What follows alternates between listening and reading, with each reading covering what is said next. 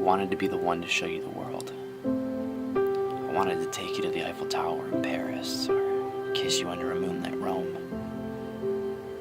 Like the things that would happen in the Colosseum, I wanted to rip you apart in the most poetic way. I wanted to go snorkeling in Aruba. I wanted to see the coral beneath our feet. Everywhere I wanted to be there with you. I wanted it to be so that no matter what, every time you saw an airplane, you'd think of me. Or anytime you'd see the moon reflect in someone else's eyes. Whenever you found yourself driving through a neighborhood full of mansions just to plan out your dream life, I hope you think of me. Because I remember waking up next to you and the way the sunlight would hit your face and the floating dust speckled around you. I just wanted to drown in your presence. You were like a beautiful still in a moving world. Time seemed to slow down whenever you were near me. If you've ever been in a car accident or a near-death experience, you know what I mean. It's a beautiful bliss where time stops and you're shown your life, all the bad choices that led you to this moment. In a weird way, you're kind of the reason I don't regret anything in life. I remember when we were upstairs and you told me that you wanted to die. You were beautiful in the saddest way. To let someone see who you really are, to be real for just once in your life.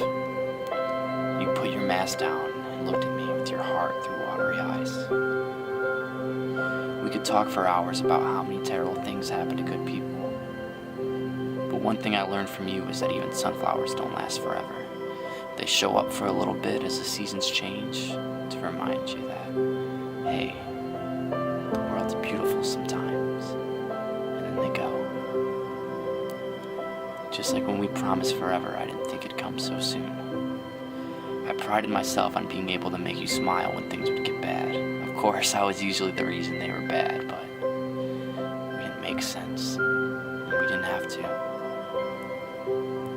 Like a statue of our waxed hands fallen and morphed from aging. I remember you told me that you felt me slipping through your fingers. I laughed and said the only thing slipping through your fingers is mine. But you were right. The weight of the world pulled me right through.